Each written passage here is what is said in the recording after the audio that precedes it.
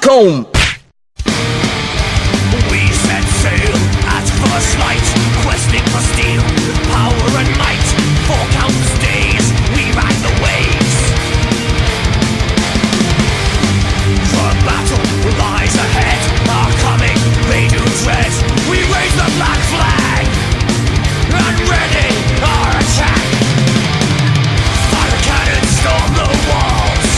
We will see this city fall. Show no mercy in the fight. The sky will burn with blood this night. Set sail and conquer on a quest to distant lands. Set sail and conquer. Destiny is in our hands. To the heart of battle ride. The gods are on our side. We'll sail and conquer till we die. And now the time has finally come to finish up this One Piece movie marathon by reviewing Film Gold. Now, out of this new trilogy of One Piece movies, Film Gold in my opinion is probably the most fun and visually appealing. However, when compared to the previous two, it is a step down in a lot of ways. But before getting to that, let's talk about the plot and what makes this movie so fun. This movie takes place on the Grand Tesoro, a world-class casino resort ship so huge it's practically an island, and looked as such by the world government. There, the Straw Hats visit in order to unwind and have fun. However, after a rigged gamble, they rack up an extreme debt, resulting in Zoro getting captured with plans of public execution. On top of this, they get into big trouble with the owner of the Grand Tesoro, the Casino King Guild Tesoro. So in order to save Zoro as well as many others who've been cheated by Tesoro, the Straw Hats aim to break down his kingdom of Gold and Glamour. It may be due to me being raised most of my life in Las Vegas, but I am a huge fan of flashy casino settings, which this movie opens up with, and to further gain my interest is aided with a very cool jazzy number, which I am also a huge fan of. In fact, this scene played a role in helping me make my recent One Piece ANV, which, you know, if you haven't checked out yet, maybe you want to give that one a watch. Anyways, going back to the visuals, man oh man, Grand Tesoro looks amazing! With its gold and flashy lights, and the place just looks so lively and fun. I mean, it's literally a high-class moving island of entertainment. How is that not awesome? The Straw Hats themselves look incredible here, especially when they change outfits to match the high roller status of the Grand Tesoro, as these may very well be some of my favorite costumes the Straw Hats put on throughout these movies. They just look so fucking cool. Also, I just can't put my finger on it, but something about this movie's art style feels very close to Oda's style in the manga.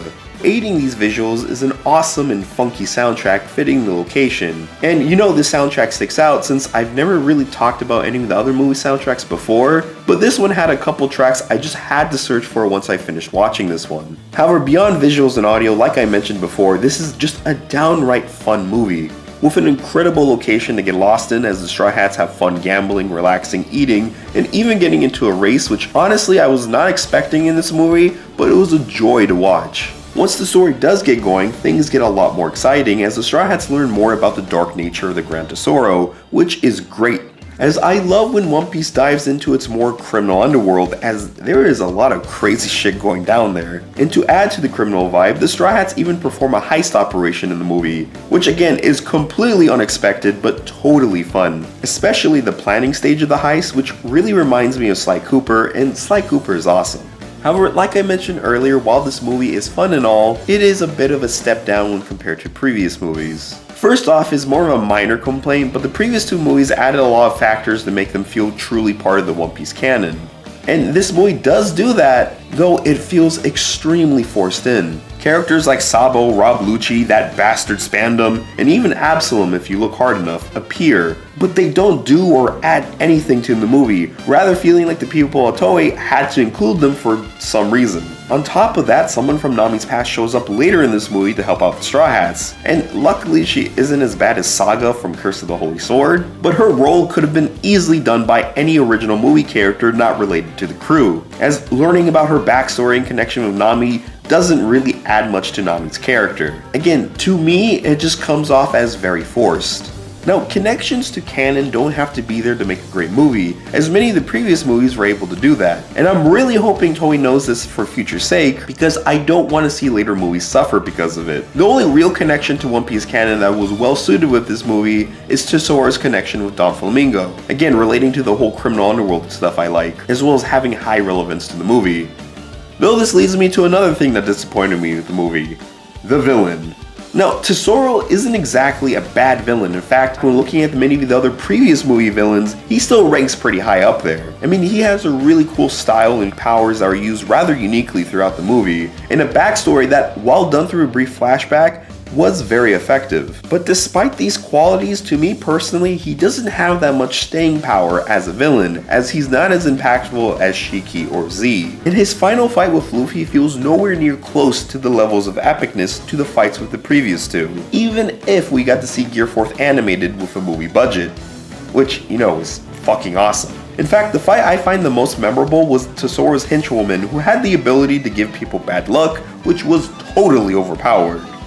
Or overpowered henchwomen becoming a thing with One Piece movies? However, these complaints in the end are pretty minor, as this is a damn fun movie and totally one I'll be willing to watch with friends again and again in the future. But with that, we have wrapped up with the One Piece movie marathon. It took a while, but my next movie marathon will definitely be quite the challenge, as I will be going through Lupin III, which, if you don't know, has tons of movies and TV specials. But it'll definitely be a good time to go through. Though it will have to wait after What the Fucktober, since that is right around the corner. With that, I'll see you guys next time.